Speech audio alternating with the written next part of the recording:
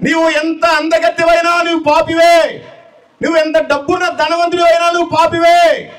నీకు ఎన్ని ఆస్తులున్నా నీవు పాపివే.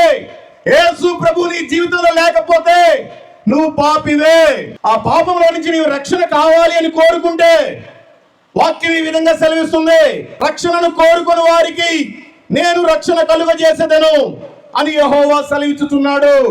ఈ రోజున నాకు మంచి అందమైన భార్య కావాలని కోరుకుంటున్నావు, మంచి డబ్బులుండే భర్త కావాలని కోరుకుంటున్నావు, అందమైన పిల్లలు కావాలని కోరుకుంటున్నావు, నాకు ఒక మంచి ఇల్లు కావాలని కోరుకుంటున్నావు, పొలం కావాలని కోరుకుంటున్నావు, కారు కావాలని కోరుకుంటున్నావు, బైక్ కావాలని కోరుకుంటున్నావు. కానీ నీ నోటితోటి నీకు రక్షణ కావాలని కోరుకోవట్లేదు. నీవు అడిగితే దేవుడు రక్షణ ఇవ్వడానికి సిద్ధంగా ఉన్నాడు. నోరు తెరిచి అడుగుతావో నీ జీవితం మారుతుంది. వద్దులే నాకు అవసరం లేదని అనుకుంటావో భయంకరమైన చీకటి పండ్లు కొరుకుతావు.